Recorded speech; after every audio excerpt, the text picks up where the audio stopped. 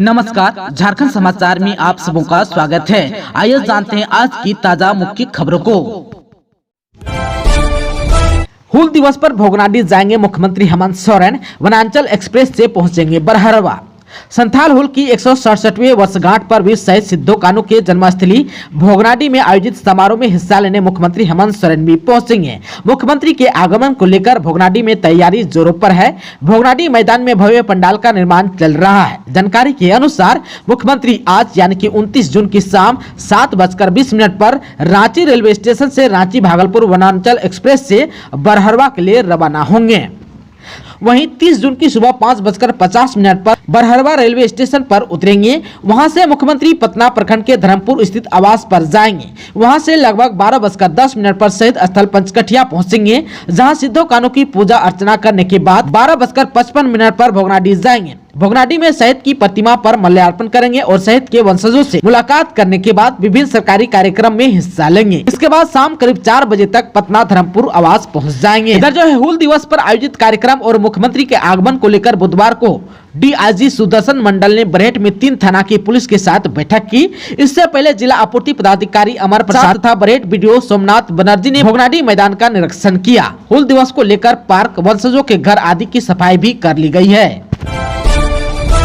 देवघर में नवंबर से मिलने लगेगी पाइपलाइन रसोई गैस। दिल्ली में बुधवार को केंद्रीय पेट्रोलियम मंत्री हरदीप सिंह पुरी के कार्यालय में गोड्डा सांसद डॉक्टर निशिकांत दुबे ने पेट्रोलियम मंत्रालय के अधिकारियों के साथ बैठक की। बैठक में आईओसीएल और एसपीसीएल के अधिकारी भी शामिल हुए। इस दौरान बैठक में निर्णय लिया गया कि देवघर और मधुपुर में घर घर पाइप के जरिए घरेलू गैस की आपूर्ति का काम नवम्बर तक पूरा कर लिया जाएगा। सांसद डॉक्टर दुबे ने कहा कि प्रत्येक महीने काम की मॉनिटरिंग भी होगी। सांसद ने कहा कि सारट, गोड्डा, महागमा, हसदिया और बासुकीनाथ को भी गृहिणियों के लिए पाइप से खाना बनाने के लिए घरेलू गैस आपूर्ति योजना से जोड़ा जाएगा। अगस्त तक टेंडर प्रक्रिया पूरी कर सितंबर से इन क्षेत्रों में पाइप बिछाने का काम शुरू कर दिया जाएगा। इन ग्रामीण क्षेत्रों में भी गैस कनेक्शन का फॉर्म कलेक्शन का काम कंपनी जल्द शुरू करेगी। इसके साथ ही दुमका, जामताड़ा, पाकुड़, साहिबगंज और मिहिजाम शहर को भी घर घर पाइप गैस आपूर्ति योजना से जोड़ा जाएगा। इन शहरों के लिए रूट भी फाइनल हो चुका है। इन शहरों में सीएनजी स्टेशन भी जल्द खोले जाएंगे। उन्होंने कहा कि मधुपुर शहर में सीएनजी स्टेशन तैयार भी हो चुका है। श्रावणी मेला 2023 में बाबा बैद्यनाथ पर अर्घा सिस्टम से होगा जलाभिषेक, शीघ्र दर्शनम कूपन का रेट तय। 4 जुलाई से 2 चरणों में प्रारंभ हो रहे श्रावणी मेले के सफल संचालन को मंदिर प्रभारी दीपांकर चौधरी ने पंडा धर्मरक्षिणी सभा के साथ बैठक की। बैठक में शीघ्र दर्शनम से प्राप्त होने वाली राशि का शेयर सभा को देने, पुरुषोत्तम मास में होने वाली व्यवस्था और मंदिर में आए दिन घुसपैठी को लेकर हो रहे चर्चा के बारे में बातें हुई। सूत्रों से मिली जानकारी के अनुसार बैठक में सभा द्वारा करीब 1 साल से कूपन से मिलने वाली राशि का भुगतान नहीं होने के बारे में प्रमुखता से बातें रखी गई, जिसमें कि मंदिर प्रभारी ने जल्द ही राशि को उपलब्ध कराने का आश्वासन भी दिया। वहीं पुरुषोत्तम मास में स्पर्श पूजा एवं कूपन का रेट कम करने की मांग को खारिज करते हुए कहा कि मेले की तैयारी 2 महीने के लिए की गई है। सारी तैयारी हो चुकी है। 2 महीने के लिए पुलिस बल अधिकारी, दंडाधिकारी आदि का आदेश सरकार की ओर से स्वीकृत किया जा चुका है। ऐसे में स्पर्श पूजा एवं कूपन का रेट कम करना संभव नहीं होने की बात कही। यानी कि पुरुषोत्तम मास में भी अर्घा से जलार्पण एवं शीघ्र दर्शनम कूपन का रेट 500 रुपए प्रति आदमी होने की बात कही गई।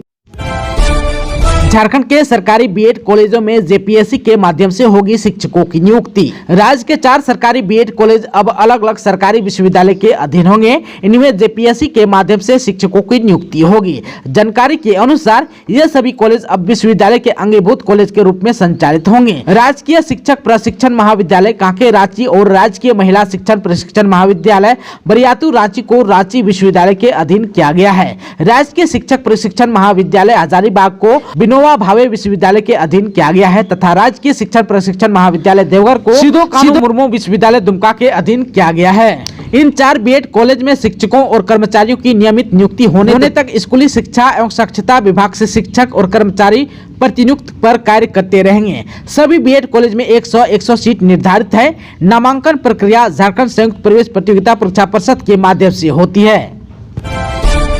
जेएसएससी द्वारा संचालित पीजीटी अर्थशास्त्र का रिजल्ट जारी, 47 अभ्यर्थी हुए सफल। जेएसएससी द्वारा संचालित यानी कि पीजीटी संयुक्त स्नातक प्रशिक्षित शिक्षक प्रतियोगिता परीक्षा 2016 के तहत अर्थशास्त्र के 47 अभ्यर्थियों को सफल घोषित किया गया है। चयनित अभ्यर्थियों में सामान्य वर्ग के 44 उम्मीदवार, अति पिछड़ा वर्ग के 1 और पिछड़ा वर्ग के 2 अभ्यर्थी हैं। हालांकि झारखंड कर्मचारी चयन आयोग का कहना है कि यह अंतिम परीक्षा फल नहीं है। अंतिम परीक्षा फल के बाद कट ऑफ मार्क्स जारी होगा। उत्पाद सिपाही के लिए अब तक नहीं किया है आवेदन तो जल्दी करें, जेएसएससी ने दिया है अंतिम मौका। उत्पाद सिपाही के पद पर नौकरी की चाहत रखने वालों के लिए खुशखबरी है। आप सबको बता दूं कि झारखंड कर्मचारी चयन आयोग आवेदन जमा करने की अंतिम तिथि बढ़ा दी है। अगर किसी उम्मीदवार ने अब तक ऑनलाइन आवेदन जमा नहीं किया है तो उनके लिए यह अंतिम मौका है। वैसे अभ्यर्थी 10 जुलाई तक आवेदन कर सकेंगे। इससे पहले आवेदन करने की अंतिम तिथि 30 जून की मध्यरात्रि तक ही थी। वहीं परीक्षा शुल्क का भुगतान 2 जुलाई तक और फोटो और हस्ताक्षर अपलोड का आवेदन पत्र का प्रिंट आउट लेने के लिए 4 जुलाई तक लिंक उपलब्ध रहेगा। 6 जुलाई से 8 जुलाई तक ऑनलाइन आवेदन पत्र में अभ्यर्थी का नाम, जन्म तिथि, ईमेल आईडी और मोबाइल नंबर को छोड़कर किसी भी अशुद्ध प्रविष्टि को संशोधित करने के लिए पुनः लिंक उपलब्ध कराया जाएगा। आप सबको बता दूं कि झारखंड उत्पाद सिपाही प्रतियोगिता परीक्षा में उत्पाद सिपाही आवेदन के लिए परीक्षा शुल्क 100 रुपये है। झारखंड राज्य के एसटी और एससी अभ्यर्थियों के लिए परीक्षा शुल्क 50 रुपया है। वहीं वैसे अभ्यर्थी जिन्होंने इससे पहले निकाले गए आवेदन के समय ही अप्लाई कर चुके थे, उन्हें किसी भी प्रकार की कोई शुल्क नहीं देना होगा।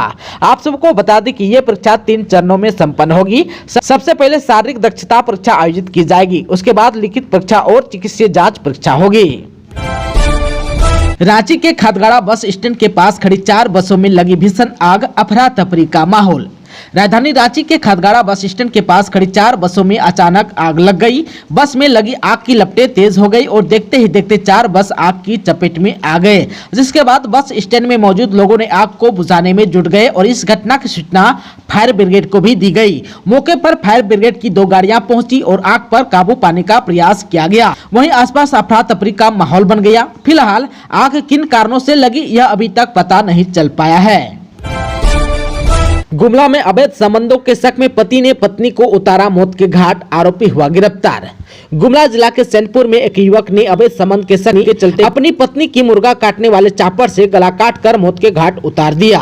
आरोपी पति घटना को अंजाम देने के बाद चैनपुर से फरार होने के लिए चैनपुर बस स्टैंड पहुंचा था, जिसकी गुप्त सूचना पुलिस को मिली। पुलिस ने चैनपुर बस स्टैंड से उसे गिरफ्तार कर लिया। बताया जाता है कि पति पत्नी का अक्सर विवाद होते रहता था, जिसके कारण पत्नी काफी समय से अपने मायके रामपुर गाँव में रह रही थी। जानकारी के अनुसार बुधवार को दोनों की मुलाकात चैनपुर ब्लॉक मोड़ में हुई, जिसके बाद पति अमित टोपो अपनी पत्नी मंजुला टोपो को समझा बुझाकर जबरन अपने साथ घर ले आया। लाने के क्रम में ही होटल में नाश्ता करने के दौरान दोनों में कहासुनी शुरू हो गई, जिसके बाद रात्रि लगभग 9:30 पर अमित अपने गुस्से पर काबू नहीं पा सका और घर में रखे मुर्गा काटने वाले चापर से अपनी पत्नी मंजुला की गला काटकर निर्मम हत्या कर दी, जिसके बाद वहां से वह फरार हो गया। गुरुवार अहले सुबह बस में बैठकर भागने की फिराक में चैनपुर बस स्टैंड पहुंचा, जहां से पुलिस ने उसे गिरफ्तार कर लिया। श्रावणी मेले में भक्तों को किसी तरह की नहीं होगी असुविधा, मंत्री मिथिलेश ठाकुर ने कहा। पेयजल एवं स्वच्छता मंत्री मिथिलेश ठाकुर पूरे परिवार के साथ बुधवार को देवघर स्थित बाबा मंदिर पहुंचे। आप सबको बता दें कि वह अपने परिवार के साथ बाबा मंदिर प्रशासनिक भवन में भाई के पुत्र के मुंडन संस्कार कार्यक्रम में शामिल होने पहुंचे थे। मुंडन कार्यक्रम के दौरान उन्होंने आगामी श्रावणी मेले की व्यवस्था पर भी बात की। उन्होंने बताया कि मेले में आने वाले कांवरियों को किसी तरह की असुविधा नहीं होगी। राज्य सरकार ने इसके लिए जिले को विशेष फंड भी उपलब्ध करा दिया है। साहिबगंज में उत्तर प्रदेश के मंत्री स्वतंत्र देव सिंह बोले, क्षेत्रीय पार्टी को पनपना देश के लिए घातक। झारखंड दौरे पर आए उत्तर प्रदेश के मंत्री स्वतंत्र देव सिंह गुरुवार को साहिबगंज में थे। पत्रकारों से बातचीत करते हुए मंत्री ने कहा कि क्षेत्रीय पार्टी के आने से राज्य का विनाश होता है, साथ ही क्षेत्रीय पार्टी राज्य में भ्रष्टाचार और वंशवाद को बढ़ावा देती है। कहा कि देश की 125 करोड़ जनता पीएम मोदी के साथ है। देश के अंदर देवतुल्य भाजपा कार्यकर्ता है। देवतुल्य कार्यकर्ता और जनता के दम पर ही केंद्र में 2024 में भी पूर्ण बहुमत का सरकार बनाएंगे। केंद्र सरकार के 9 वर्षों के जन कल्याणकारी योजनाओं के बारे में बताते हुए कहा कि केंद्र की मोदी सरकार के 9 वर्षों का कार्यकाल सबसे बेमिसाल रहा।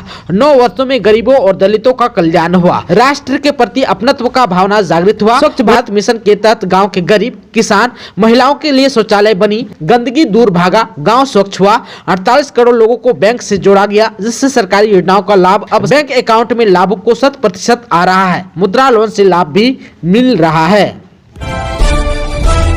दोस्तों, अभी तक आपने चैनल को सब्सक्राइब नहीं किया है तो प्लीज चैनल को सब्सक्राइब कर बेल आइकन को प्रेस कर दीजिएगा ताकि खबरों का अपडेट आपको मिलता रहेगा। इसके साथ ही आज के खबरों में बस इतना ही। हमें दीजिए इजाजत। नमस्कार।